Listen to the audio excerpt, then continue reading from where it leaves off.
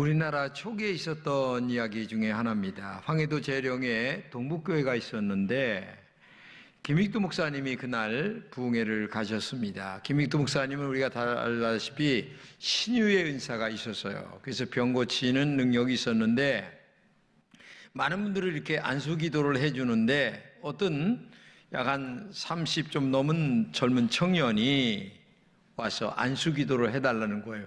어디가 아픕니까? 난 아프지 않은데요. 뭘 기도를 해야 됩니까? 나 11조 기도 좀 해주세요. 그게 무슨 말입니까? 나 오랫동안 교회 다녔는데 11조를 아직 못합니다. 근데 나 11조 좀 잘하게 기도 좀 해주세요. 이름이 뭡니까? 그러니까 정찬유입니다. 그래서 이제 하나님 아버지 11조를 잘하게 하여 주옵소서, 한국의 큰 그릇이 되게 하여 주옵소서 하고서 이제 기도를 했는데 놀랍게도 이분이 나중에 장로님이 됐어요.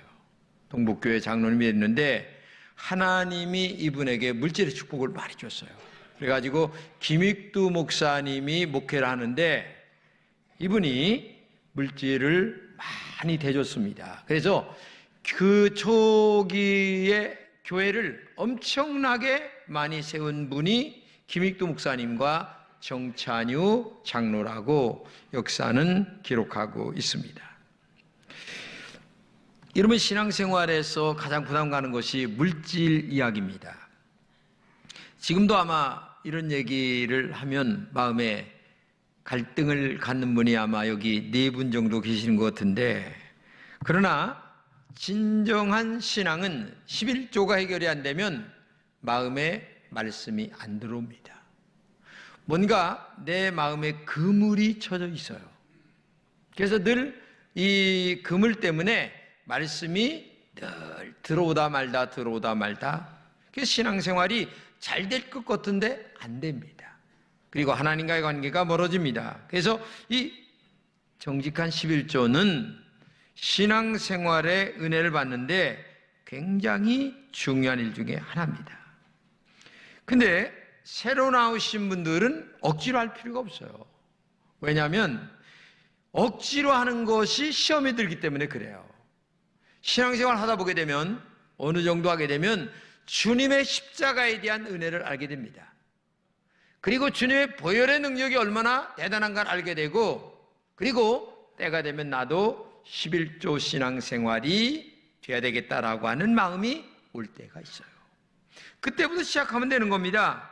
부담 없이 신앙생활을 하는 거예요. 그렇기 때문에 억지로 해서 시험 들 필요도 없고, 그런데 십자가의 은혜를 아는 사람이 안 하면 또 안 되는 것이고, 오늘 본 말씀은 바벨론의 포로 생활로 갔다가 돌아온 이스라엘 백성들이 신앙부흥을 일으켰는데 예수님의 재림이 굉장히 금방 올 줄로 알았는데 늦어지는 거예요. 근데 낙심이 됩니다. 그리고 페르시아 제국의 식민지로 세금을 더 많이 걷어갑니다.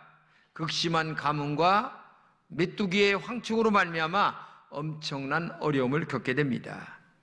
그러자 이들은 하나님의 말씀의 약속이 더디게 되니까 정말 예배들을 게을리 드립니다. 그리고 11조를 안 합니다. 이방 여인들과 결혼합니다.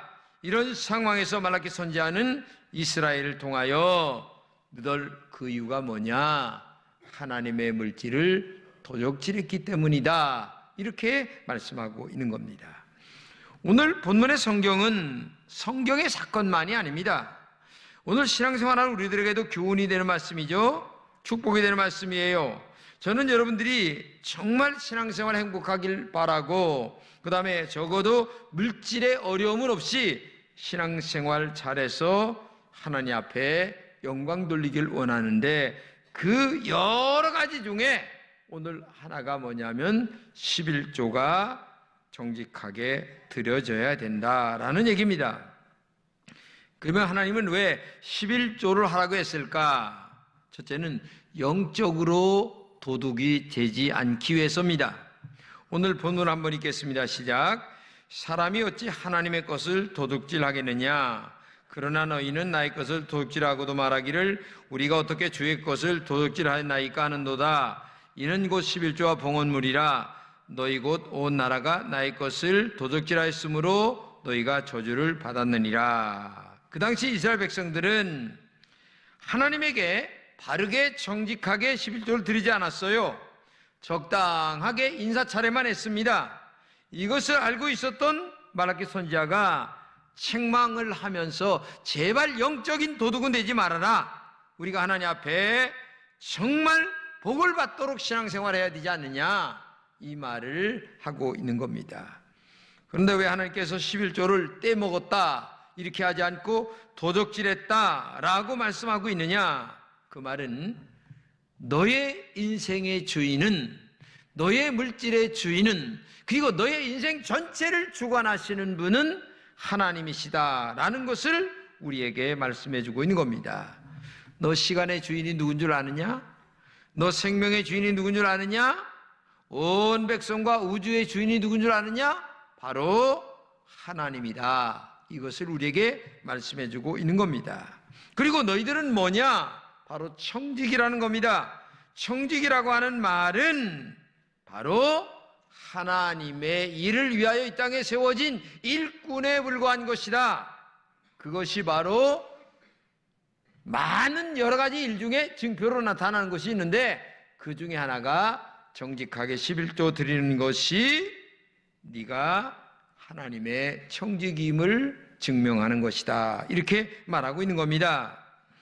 언제나 보면 하나님의 물질에 손을 대는 사람들이 많이 있어요. 11조를 정직하게 하지 않는 사람들을 말합니다. 마치 하나님의 것을 내 것으로 착각하는 사람들이 많이 있습니다. 그래서 빌리그레암 목사님이 이렇게 얘기합니다. 하나님께 10분의 1 드리는 것이 헌금으로 생각하지 말아라. 왜냐? 하나님의 것을 하나님께 드리는 것인데 왜 네가 드리는 헌금으로만 생각하느냐, 이렇게 얘기하고 있죠. 돼지하고 젖소하고 대화를 나누는데 돼지가 불평을 하는 거예요. 야, 젖소야, 사람들은 왜 나보다 너를 더 좋아하지? 나도 햄도 주고 그 다음에 베이컨도 주고 삼겹살도 주고 다 주는데 이상하게 사람들은 너를 더 좋아하는 것 같아. 그러니까 젖소가 하는 말이, 너는 죽은 다음에 주지만 나는 살았을 때 주잖아. 그렇죠. 그래서 죽은 다음에 주는 것도 중요하지만 살아있을 때 잘하라는 얘기예요. 지금 잘하라는 얘기입니다. 그렇죠? 여러분, 사랑도 살아있을 때 잘해야 돼요. 죽은 다음에 후회하면 뭐 할 겁니까? 죽을 때 가가지고. 부부지간에 지금 행복하게 잘 살아야 되는 거예요. 이웃 간의 관계도 지금 잘해야 되는 거예요. 신앙생활도 지금 잘해야 되는 거예요. 이게 중요한 겁니다. 하나님의 것을 도둑질하는 사람은 마음이 편하지 않아요. 즉 다른 말로 얘기하면 11조를 정직하게 바르게 하는 사람은 진짜 마음에요, 말씀이 안 들어와요.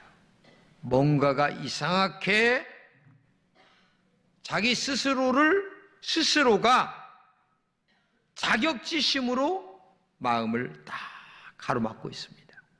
그래서 말씀이 안 들어오고 내가 이걸 안 하기 때문에 하는 마음으로 자기 마음을 스스로 올고매고 있는 거예요. 그렇기 때문에 오늘도 여러분들 정말 신앙생활 잘 되기 위해서는 하나님의 것을 정직하게 하나님 앞에 드리는 여러분들 되시기를 축복합니다.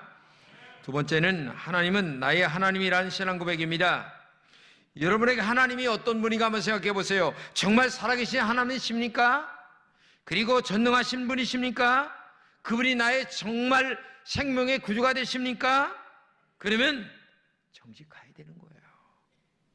보물이 있는 곳에 마음이 있다고 얘기하잖아요. 보물이 뭡니까? 물질이에요. 물질이 있는 곳에 마음이 있어요. 내가 정말 하나님을 나의 하나님으로 믿는다, 고백한다, 그분이 나의 생명이다. 그런데 내가 가장 소중하게 여기는 물질을 드리지 않는 것은 정말 잘못된 거죠. 돈 버는 것은 재주만 있으면 됩니다. 그런데 돈 쓰는 것은요, 두 가지가 있어야 돼요. 신앙과 인격이 있어야 됩니다. 돈 버는 것은요, 안 믿는 자나 믿는 자나 똑같아요. 다 비슷하게 벌어요. 그런데 쓰는 것은 정말 믿음과 인격이 있어야 됩니다. 안 믿는 자도 인격이 고상하고 뭔가 다른 사람들에게 희생해야 되겠다라고 하는 마음이 있을 때 마음은 열려서 돈 쓰게 되는 거예요. 여러분 생각해 보세요. 그렇기 때문에 어떻게 돈을 쓰는가 보게 되면 천국과 지옥으로 그의 삶이 나뉘어지게 돼 있어요.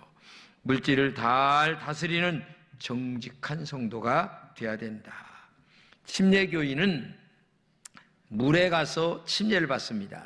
우리는 여기서 이제 간략하게 침례를 받잖아요. 근데 어느 침례교인이 물에 가서 풍덩 빠지게 침례를 받는데 주머니에 지갑이 있는 거예요.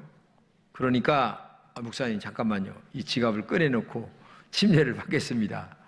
왜? 지갑에 물이 들어가면 젖어서 돈도 젖고 다 젖으니까. 그러니까 목사님이 가만히 생각하다가 가만히 계세요. 지갑도 침례를 받아야 됩니다. 그래가지고서 풍덩 집어넣어가지고 사람도 침례받고 그 다음에 물질도 침례받고 마음도 침례받고 영도 침례받고 육도 침례받고 다 거듭나라 이 말이에요. 네? 다 거듭나라. 할렐루야. 그런 게 있어야 되는 거죠. 여러분 미국 사람들하고 얘기할 때에 미국 사람들은 왜 이스라엘 편만 들으냐, 왜 아랍 편은 안 들으냐 이렇게 얘기하는 사람들이 많이 있어요. 근데 이유가 있어요. 이스라엘 사람들이 미국의 경제권서부터 모든 사회의 이 근간을 다 좌지우지합니다. 한마디로 얘기하면 유대인들이 좌지우지한다 그 말이에요. 그러니까 미국이지만 실상은 이스라엘 사람들이 좌지우지하는 거예요. 그러니까 미국과 이스라엘은 친하게 안 지낼 수가 없어요. 한마디로 얘기하면 미국이 이스라엘이고 이스라엘이 미국이 이렇게 봐도 과언이 아니에요. 그런데 그들이 그렇게 좌지우지하게 된 그 이유 중에 하나가 뭐냐면 물질을 많이 소유하고 있다는 겁니다.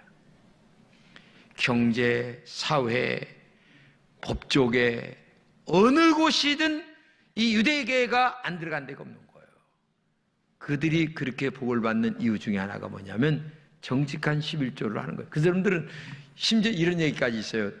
물질을 도둑질 해가지고 가다가 뛰면서도 오른쪽에 있는 물질을 뛰면서 쉬어가지고 오른쪽에다가 11조를 뗀다는 그런 말까지 있어요.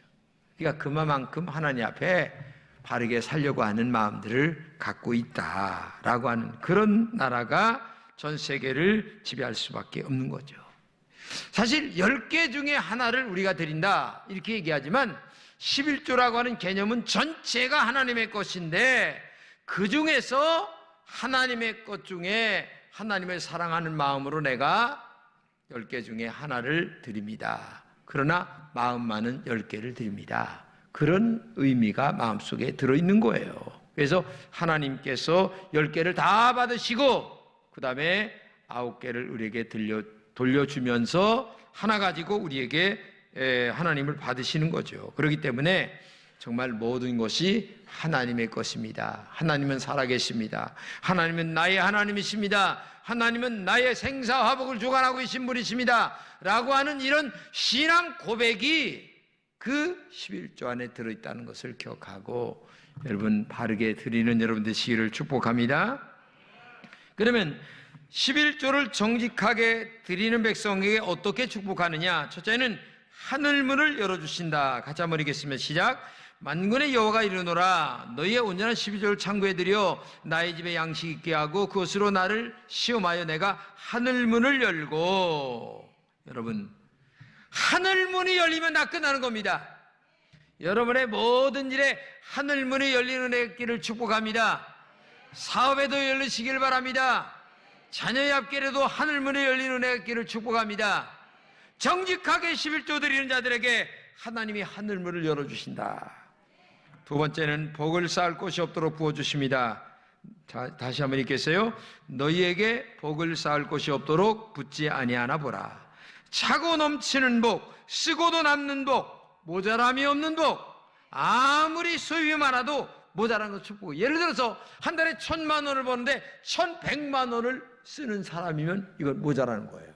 근데 한 달에 100만 원을 버는데도 60만 원만 쓰고 40만 원만 여기에 세이브한다면 그 사람은 복을 받는 거죠. 이게 축복이에요. 하나님이 우리의 이 가정 구조를 그렇게 만들어준다는 거예요. 그러니까 오늘도 복을 쌓을 곳이 없도록 부어주신 은혜가 있기를 축복합니다. 세 번째는 메뚜기의 피해를 받지 않게 하십니다. 시작. 만군의 여호와가 이르노라 내가 너희를 위하여 메뚜기를 금하며 너의 토지 수산을 먹어 없어지 못하게 하며. 여러분, 메뚜기가 한번 몰려오면요 그냥 농사가 확 폐가 되는 거예요. 그런데 요즘으로 얘기하면 뭐 조류 인플루엔자 이런 질병도 여기에 포함되는 거죠. 메뚜기라는 말을 번역하면 먹다, 삼켜버린다 그런 뜻. 그냥 한꺼번에 삼켜버리고 마는 거예요. 정직한 11조를 드리면 이런 메뚜기의 재앙을 하나님이 막아주신다. 네 번째, 토지 소산을 기한 전에 떨어지지 않게 하신다. 시작. 너의 밭의 포도나무 열매가 기한 전에 떨어지지 않게 하리니. 이 농경사에서 유실수가 잘 열려 수확이 돼야 되는데 태풍이나 아니면 병충해로 말미암아 이 농사가 허탕쳤어요. 그러면 얼마나 허망하겠습니까? 하나님이 그런 일을 막아주시겠다라는 약속이죠. 다섯 번째, 우리가 받을 복을 열방의 입으로 말하게 한다. 시작. 너의 땅이 아름다워짐으로 모든 이방인들이 너희를 복되다 하리라. 만군의 여호와의 말이니라. 뭐예요? 이런 말입니다. 아니 쟤는 교회 나가더니만 복을 받았디야. 할렐루야. 이런 말이 그냥 술술 나오게 된다는 거죠. 여러분, 성경에 보게 되면 이삭에게 그랄 왕 아비멜렉이 찾아가는 말이 여호와께서 너와 함께 계심을 내가 분명히 봤다. 너는 여호와께 복을 받았다. 이렇게 얘기한다는 거예요.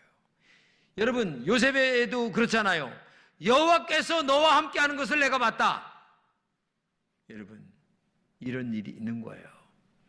그저께 대전에서 우리 친구 3명이 왔어요. 고향 친구가. 아주 초등학교 어린 친구들이 이제 뭐 졸업하고 나서 제가 목사라는 것은 알았는데 처음 왔어요. 와서 이제 차 한잔 먹고 제가 저녁 사서 이렇게 보냈어요. 근데 이제 나중에 하는 말이 아이 진홍이 그 자식은 예수 믿고 복 받았는 게비요. 그렇게 얘기했다 소리를 들었어요. 나도. 그렇죠. 다른 사람들이 그냥 그렇게 얘기를 한다는 거야. 그냥. 그렇게 하나님이 축복을 하신다는 거예요. 할렐루야. 여섯째는 땅이 아름다워집니다. 여러분, 제가요 유럽 여행을 한번 갔는데 이야, 정말 유럽은요 그림 같아요. 너무너무 아름다워요. 이야, 저 푸른 뭐 똑같더라고요 진짜. 아니 진짜 그래요. 진짜 가보니까 너무너무 아름다워요. 근데 여러분, 그 유럽 저짝에 그 옛날에 바이킹족들이 살았어요. 그 쌍놈들이거든요. 막 그냥 해적에서 그냥 칼 가지고 도끼 가지고 이렇게 살던 놈들인데 이놈들이 와가지고요 막 와가지고 여자들을 납치해 갔어요. 그리고 자기 마누라로 삼았어요. 근데 그들이 누구냐면 예수 믿는 사람들이에요. 예수 믿는 사람들이 자기 집에 와가지고 1대, 2대, 3대 지나가다 보니까 이게 나라가 바뀌어지네. 다 사람들이 예수를 믿게 되니까 사람들이 바뀌어지는 거예요. 그러다 보니까 사는 사람들이 바뀌니까 땅이 바뀌어져. 유럽이요 복을 얼마나 받았는지요. 지금 유럽이 천국이에요. 여러분, 보통 3만 불에서 5만 불, 6만 불, 7만 불, 8만 불, 스위스 같은 데는요 거의 9만 불 가까이 돼요. 상상을 못합니다. 사는 게 우리하고는 게임이 달라요. 여러분, 이렇게 축복을 주시는 거예요. 할렐루야. 그렇기 때문에 하나님이 땅이 아름다워진다라고 하는 말은 땅만이 아니라 모든 사는 사람들까지 다 아름답게 축복해 준다. 할렐루야. 여러분들, 나를 통하여 제발 하나님의 살아계심을 증명해 주는 축복의 통로가 되게 하여 주옵소서. 이런 기도를 여러분 하시기를 축복합니다. 내가 하늘문을 열고 너에게 복을 쌓을 곳이 없도록 붙지 아니하나 보라. 심지어 하는 말이 시험해봐라. 여러분, 정말 살아계신 하나님이세요. 그렇기 때문에 믿음 생활 잘해야 될 줄로 믿습니다. 아멘. 어차피 살다가는 인생인데 한번 복받게 살아보세요. 어차피 짧게 살다가는 인생인데 하나님이 축복하실 수밖에 없도록 내가 믿음 생활, 아니 그거 있어도 살고 없어도 살아요.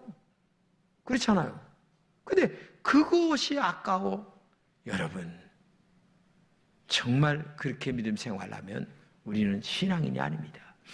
제가 처음 나오신 분들에게는 죄송합니다. 그러나 아까도 얘기했지만 십자가의 은혜, 예수님의 보혈의 능력을 정말 알고 믿는다면 그런 분들은 정직하게 하셔야 돼요.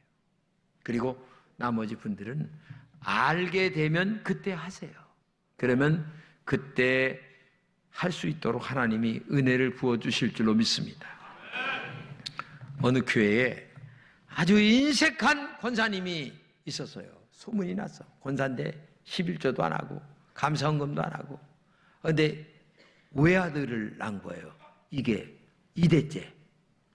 근데 며느리를 봐서 장가를 갔는데 첫째가 임신했다가 둘째가 임신했다가 셋째가 임신했다가 또 유산이 됐어요. 그러니까 몸이 다른 거야. 이게 두 번째 지금 근데 셋째까지 이거 어떻게 될지 모르니까 야, 하나님 앞에 기도하다가 내가 뭐 잘못된 거 없나 하다가 내가 이게 11조를 안 하는구나. 내가 목사님을 모셔다가 예배를 드려야지 하고서 이제 목사님 모시다가 예배를 드렸어요. 예배를 드리는 중에 목사님께서 벌써 다 알잖아요. 그러니까 이제 권사님 앞에 정직하게 얘기를 하는 거예요. 권사님, 권사가 돼가지고 그래 정직하게 11조도 안 하고 이게 권사입니까? 이게 날라리지? 하면서 솔직하게 얘기를 하니까 그러면서 말라기서를 하면서 귀한 전에 떨어지지 않게 하신다는 이 말씀을 읽어드리면서 이게 지금 정신 차려야 됩니다 하면서 이제 얘기를 들으니까 정신을 바짝 차리고 그 다음부터 정직하게 11조를 했는데 감사하게도 며느리가 배가 볼록하게 불나오기 시작하는 거예요. 그리고 나서 10달이 지난 후에 손자를 봤는데 얼마나 기쁜지 그 다음부터는 정직하게 11조 하라 소리를 나팔을 불면서 돌아다니면서 했다는 얘기 아니겠습니까? 이게 실제 있었던 얘기예요. 저는 이 시간 여러분들에게 무거운 멍에를 메워주기 위하여 이런 말씀을 전하는 게 아닙니다. 내가 연초에 꼭 이런 말씀을 드렸는데 한 2, 3년은 설교를 안 한 것 같아서 올해는 제가 설교를 일부러 드리는 건데 두 가지 때문에 첫째는 뭐냐? 하나는 하나님의 말씀대로 살아야 한다라는 것을 목사가 가르치는 거예요. 두 번째는 우리는 어떤 일이 있어도 꼭 하나님 앞에 복을 받고 살아야 된다. 나는 아까도 얘기했지만 짧게 살다 왔다 가는 인생을 어떤 일이 있어도 복을 받고 살아야 돼. 할렐루야. 죄 짓는 일 아니고서는 복을 받아야 되는 거예요. 할렐루야. 그 중에 정직하게 11조하고 믿음으로 살고 말씀대로 살고 하나님을 사랑하고 순종해서 정말 하나님이 내가 하는 일에 복을 주신다면 얼마나 좋겠습니까? 범사에 형통하게 하시고 자녀들의 앞길을 열어주시고 이런다면 얼마나 축복이 될까? 저는 그러기 때문에 오늘 여러분들에게 가르치는 입장에서 그렇죠. 제가 이렇게 설교를 한다고 해서 다 하지 않는 거 다 알아요. 본인의 믿음에 따라 다 달라요. 그러나 제가 설교를 가르치는 것 자체를 나쁘게 얘기하지 마세요. 나도 가르칠 의무가 있어요. 성경 말씀을 하고 안 하고는 여러분의 마음이에요. 우리 깨끗하게 얘기합시다. 어떤 분들은 괜히 목사가 그런 얘기한다고 얘기하는데 절대 그러지 마세요. 나도 가르칠 의무가 있고 여러분 그 들었어도 안 할 자유가 있는 거예요. 그렇잖아요. 그러니까 그렇게 하시고 11조 했다고 해서 당장 내일 축복이 오는 건 아니에요. 하나님은 11조를 드리는 그 마음 중심을 보십니다. 그 아름다운 마음에 하나님은 감동하시는 겁니다. 그리고 그런 하나님의 사람들이 하는 모든 일에 복을 주시는 거예요. 그러므로 인내하시기 바랍니다. 주님을 더 사랑하시기 바랍니다. 그러면 때가 되면 하나님은 우리에게 축복으로 인도하실 줄로 믿습니다. 교회에 처음 나오신 분은 믿음이 생길 때까지 기다리세요. 그러나 십자가의 은혜를 아는 사람이라고 한다면 적어도 시작해야 됩니다. 나는 그걸 분명하게 말씀드려요. 그래서 올 1월부터 나는 십자가의 보혈의 은총, 하나님의 살아계심과 전능하심을 아는 사람이라면 오늘 우리 믿음으로 한번 살아서 하나님께 영광이요, 우리에게는 무한한 축복이 되는 이 정직한 11조 생활이 여러분들에게 이어지기를 진심으로 축복합니다.